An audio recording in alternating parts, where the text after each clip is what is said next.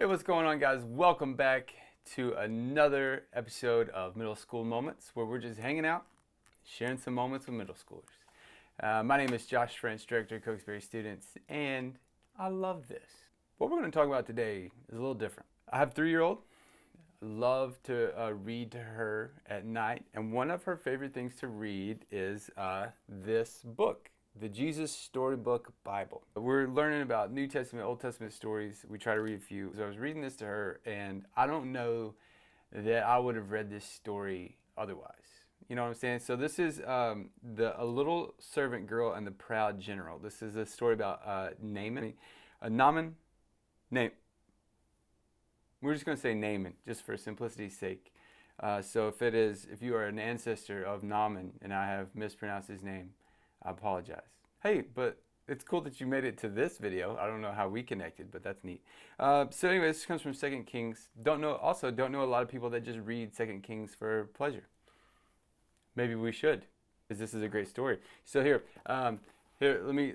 There's our character there. There's Naaman, as we're going to call him, and he has leprosy. So he's a very important man. I'm not going to read this word for word, but I will hit some of the highlights. He's a very important man in a very important army in a very important country. He was very important. But he had leprosy. And this describes leprosy as, which is a nasty thing that stops you from feeling anything and bits of you fall off without you noticing, like bashed fingers and squished toes. I'm reading this to a 3-year-old. I don't want to hide the Bible from her because there are some gross parts in it, but also, like, at 3 years old, should I really be like, hey, you can get a disease which your fingers will fall off? But anyway, there was no cure. Here's where it gets interesting. That because his army led a raid on this girl's home in Israel, he captured her and carried her off to Syria, and that little girl became his servant. She noticed that he has leprosy. Now remember, they're enemies. She should hate this dude. It actually says it here. Why would she, of all people, want to help Naaman? Didn't she hate him and want to hurt him back? Fair question. But she sees Naaman's leprosy, says, oh, I know a guy in Israel named Elisha. Maybe you've heard of him, but they haven't, because this is Syria. It's a whole thing. She's just like, hey, he should go see Elisha in Israel, be cured of his leprosy. Boom. So Naaman goes. He's just like, I want to get well. I'm out of here. So because he's a very important person, he goes to a very important place, straight to, they don't call it a castle. What do they call it? He went to see the king. That's what it is. And so Naaman shows up to the king of Israel and is just like, one leprosy healing, please. The king was just like, what are you talking about? I'm not God. God does the impossible. You're asking me to do the impossible. Do you want to fight me, bro? True story. He's just like, I can do lots of things, but only God can heal. That is it. That's in this paraphrased storybook of the thing. 2 Kings, he rips his robe. And they're just like, what? And he actually does say, are you trying to quarrel with me? So he does kind of say, do you want to fight me, bro? Do you want to go? Do you want to throw hands? But then Elisha sends him a message just like, hey, have Naaman come here. So Naaman leaves the king, goes to find Elisha, only Elisha doesn't greet him. He sends 2 servants out to greet Naaman instead. And Naaman's just like, hey, dude, I don't know what you know about me, but I'm very important, and I've traveled a very long way to come here, and I went to see the very important king, and he wanted to fight me instead. So then I come here to get my one healing, please, and you send out 2 dudes whom I've never met, and then you tell me, what is it, to swim in a river? Look at this story. Look how stinky that river looks. And also, Naaman, I don't know what your face looks like before your toes fall off from leprosy, but I think he is knocking on the door of never being able to wear flip-flops again. Naaman laughs. He's just like, you want me to get in the river? That's what the Elisha's dudes told Naaman to do. Just get in the wash off in the river. And he was like, what? So then he gets mad. He leaves. Naaman was very proud, and he thought he didn't need God. His heart didn't work properly. It couldn't feel anything, which, remember, is a symptom of leprosy. You can't feel anything. And then scripturally, Naaman's got 2 dudes with him that kind of chase after him. Just like, hey, look, I know that you're upset and you're mad and things haven't really gone the way that we thought they would today, but let's hear him out. Let's try this river thing, okay? Can we calm down? Can we take a beat? So he does. Naaman, he agrees to wash in the river, and instantly his skin became smooth again. Look at that. Look how happy he is, just all up in that river with brand new skin.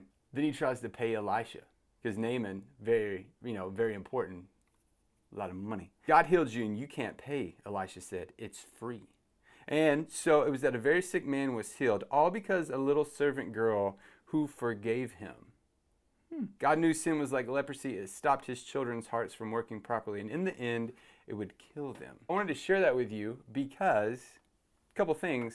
Number one, I never would have expected to connect with a kind of a hidden gem of the Old Testament in a book titled The Jesus Storybook Bible. I'm reading this to my daughter and I'm just like, whoa, do you understand that like God uses kind of, people we couldn't predict to bring truth into our lives? And she's just like, what? Hey, read another book. I really needed to talk to somebody about this because I didn't expect to have all this, to see that, unforgiveness and pride, which we've already talked about, by the way, that is kind of like this illness that will eventually kill us, that will eventually rot away our insides if we just kind of try to do it our own way and be prideful and just try to be like, do you know who I am? So when we kind of start doing that whole like blame thing and just like look at me, and then that's just a pride thing rather than looking to God and looking for God and being with God.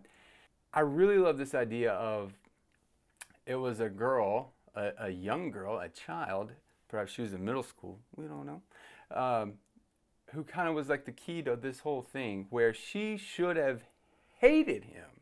You took my family. You took me out of my home. You conquered my people. The life that I had, that I knew, that it's all gone because of you. She had every right in the world to be angry at this guy, but instead, she says, if only she knew Elisha from Israel, he would be cured of his leprosy.